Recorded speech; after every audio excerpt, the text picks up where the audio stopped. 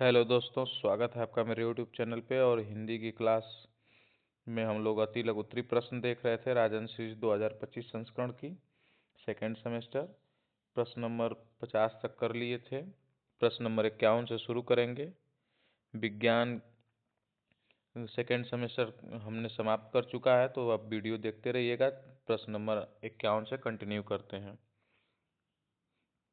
अनुरक्ति एवं निस्सीम शब्द का विलोम लिखिए। अनुरक्ति का विरक्ति और निस्सीम का असीम विलोम शब्द है। प्रश्न नंबर 52, विस्मयादिबोधक चिन्ह का प्रयोग कब करते हैं? उत्तर दिया हुआ है, विस्मय, पीड़ा, अत्यधिक हर्ष, घृणा इत्यादि का बोध करने के लिए विस्मयादिबोधक चिन्ह का प्रयोग करते हैं। प्रश्न नंबर 53 है, द्रुत पाठ का क्या अर्थ है? द्रुत पाठ का अर्थ है शीघ्रता से पढ़ना या तेजी से पढ़ना। प्रश्न नंबर 54 का अर्थ है स्वर और व्यंजन में क्या अंतर है? स्वर जो बिना किसी अक्षर की सहायता से बोले जाते हैं, व्यंजन जो स्वर की सहायता से बोले जाते हैं, उन्हें स्वर या व्यंजन कहते हैं। कोई एक परिभाषा आ सकती है, ध्यान दीजिएगा। प्रश्न नंबर 55 की ओर चलते हैं। गद्य का अर्थ लिखिए। जिस रचना में छंद शास्त्र के गण और मात्राओं के बंधन नहीं होते वे गद्य कहलाते हैं।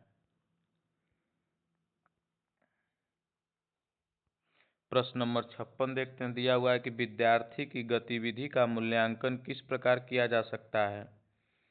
विद्यार्थी की गतिविधि का मूल्यांकन बाल सभा, विद्यालय की पत्रिका, वाद विवाद प्रतियोगिता, अंत्याक्षरी प्रतियोगिता, वार्षिकोत्सव एवं अन्य समारोहों की भागीदारी व उपलब्धता द्वारा किया जा सकता है। प्रश्न नंबर 57 देखते हैं। दिया हुआ है कि संयुक्त वाक्य किसे कहते हैं? संयुक्त वाक्य वाक्य में दो या दो से अधिक शब्द स्वतंत्र रूप से समुच्चय बोधक द्वारा जुड़े हो रहते हैं परंतु परस्पर आश्रित नहीं होते, संयुक्त वाक्य कहलाते हैं। प्रश्न नंबर 58 देखते हैं। मिश्रित वाक्य किसे कहते हैं? कभी कभी पूछता है वाक्य कितने प्रकार के होते हैं। ध्यान दीजिएगा, मिश्रित वाक्य किसे कहते हैं? मिश्रित वाक्य वाक्य में एक मुख्य उपवाक्य तथा एक अथवा अधिक उपवाक्य हो तो मिश्रित वाक्य कहते हैं। जैसे डॉक्टर ने कहा कि प्रतिदिन योगासन करना चाहिए। प्रश्न नंबर 59 दिया है, बालकों को कहानी पसंद होने का क्या कारण है? हिंदी गद्य में सर्वाधिक महत्वपूर्ण कहानी है। कहानियों में घटनाओं का सजीव चित्रण होता है, इसलिए बालकों को कहानी पसंद होती है। प्रश्न नंबर 60 देखते हैं।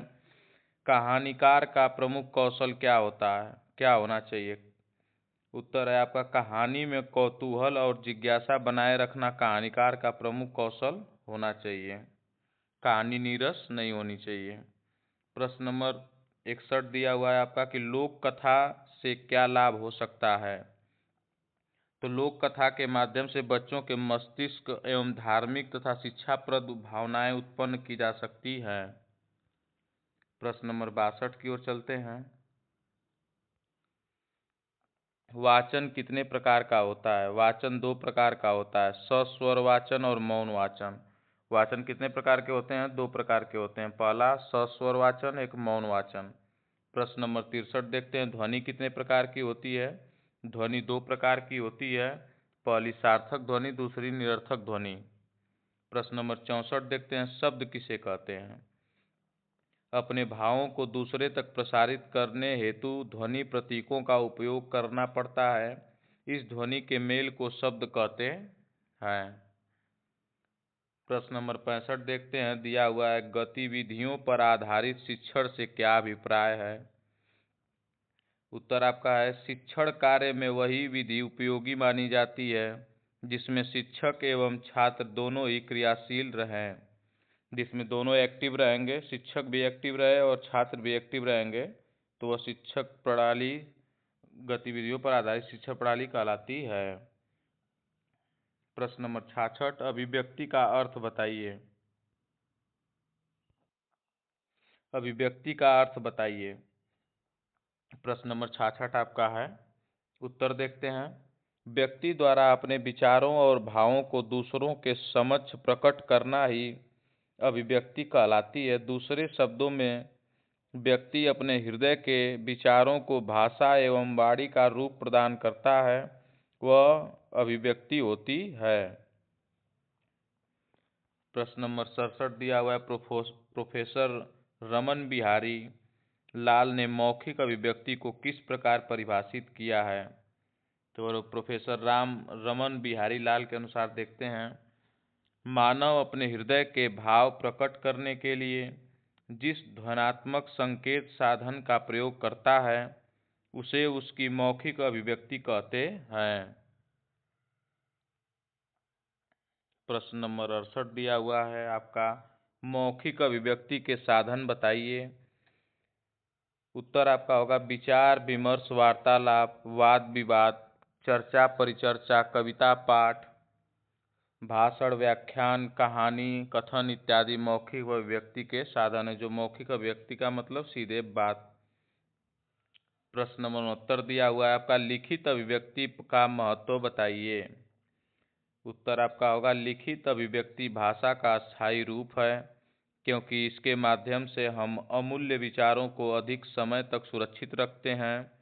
मानवीय विचारों की अभिव्यक्ति स्थायी एवं अन्य व्यक्ति उसका अध्ययन कर सके, इसलिए लिखित अभिव्यक्ति अत्यंत महत्वपूर्ण है। प्रश्न नंबर 70 की ओर चलते हैं। दिया हुआ है आपका सस्वर वाचन। सस्वर वाचन किस प्रकार किया जाता है? उत्तर देखते हैं आपका, सस्वर वाचन दो प्रकार से किया जा सकता है। प्रथम, एक ही व्यक्ति किसी लिखित भाग का वाचन करे, जैसे कथावाचक का वाचन, बालकों द्वारा एक एक करके किसी लिखित गद्यांश का वाचन अथवा पद्यांश का पाठ। दूसरे प्रकार का सस्वर वाचन वह है जिसमें बहुत से बालक या व्यक्ति किसी भी लिखित भाग को एक साथ पढ़ें अथवा बोलें, यह सस्वर वाचन होता है। प्रश्न नंबर 71 देखते हैं, कहानी का महत्व बताइए। पहला होता है कहानी से ज्ञान की वृद्धि होती है। दूसरा है बालक की कल्पना शक्ति का विकास होता है। तीसरा आपका होगा बालक का सर्वांगीण विकास होता है। चौथा आपका होगा कहानी मनोरंजन का एक अच्छा साधन है। प्रश्न नंबर 72 देखते हैं, इंपॉर्टेंट क्वेश्चन है। सर्वनाम किसे कहते हैं? सर्वनाम के प्रकार भी लिखिए। सर्वनाम कुछ शब्द संज्ञा के स्थान पर बोले जाते हैं, उन्हें सर्वनाम कहा जाता है। जैसे हम, आप, मैं, तुम, वह, वे आदि। किसी कोई ये सब आपके सर्वनाम कहे जाते हैं। या तिलक उत्तरी में भी पूछ सकता है, तो ध्यान दीजिएगा। सर्वनाम 6 प्रकार के होते हैं। पहला है पुरुषवाचक सर्वनाम, दूसरा है निजवाचक सर्वनाम, तीसरा है संबंधवाचक सर्वनाम, चौथा है प्रश्नवाचक सर्वनाम, पांचवा है निश्चयवाचक सर्वनाम और छठा है अनिश्चयवाचक सर्वनाम। इसको ध्यान दीजिएगा, इंपॉर्टेंट क्वेश्चन है। प्रश्न नंबर 73 की ओर चलते हैं। क्रिया के भेद लिखिए। कर्म के आधार पर, रचना के आधार पर, कर्म के आधार पर सकर्मक क्रिया तथा अकर्मक क्रिया। सकर्मक क्रिया में क्रिया का प्रभाव कर्म पर पड़ता है। क्रिया दो प्रकार के होते हैं, सकर्मक और अकर्मक क्रिया। और कर्म के आधार पर, रचना के आधार पर और कर्म के आधार पर ये दिया हुआ है, जिसपे क्रिया का प्रभाव पड़े, जिसमें दिया गया कि सकर्मक क्रिया में क्रिया का प्रभाव कर्म पर पड़ता है, वो इसी को क्रिया कहते हैं। प्रश्न नंबर 74 देखते हैं। रचना के आधार पर क्रिया के भेद बताइए। रचना के आधार पर क्रिया के 4 भेद होते हैं। पहला है प्रेरणा प्रदत्त क्रिया, दूसरा है संयुक्त क्रिया, तीसरा है नाम धातु क्रिया और चौथा है पूर्वकालिक क्रिया।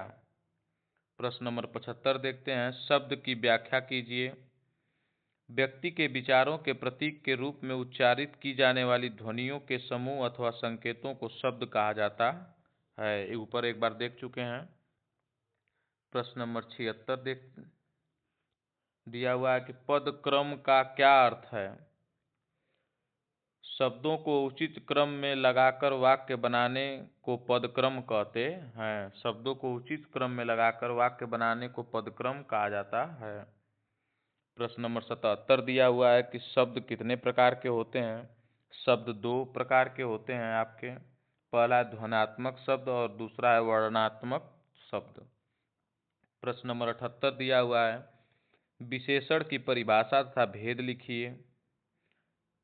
परिभाषा विशेषण की देखते हैं। संज्ञा शब्दों की विशेषता बताने वाला शब्द विशेषण कहलाता है। विशेषण चार प्रकार के होते हैं। पहला होता है गुणवाचक विशेषण, दूसरा है परिमाणवाचक विशेषण, तीसरा है संख्यावाचक विशेषण और चौथा है संकेतवाचक विशेषण। प्रश्न नंबर आपका 79 दिया हुआ है, वचन कितने प्रकार के होते हैं। वचन शब्द का वह रूप जिसमें उसका एक या अनेक होने का बोध होता है उसे वचन कहा जाता है। हिंदी में वचन दो प्रकार के होते हैं, एक वचन और बहुवचन। ध्यान दीजिएगा, हिंदी में दो प्रकार का वचन होता है, एक वचन व बहुवचन। प्रश्न नंबर 80 देखते हैं, वर्ण किसे कहते हैं। ध्वनियों के संकेत चिन्हों के रूप में लिखकर प्रकट किया जाता है। यही ध्वनि चिन्ह व्याकरण में वर्ण कहलाते हैं, या वह छोटी से छोटी ध्वनि जिसके टुकड़े न किए जा सकें वर्ण कहलाते हैं। आगे हम लोग अति लघु उत्तरीय प्रश्न करेंगे।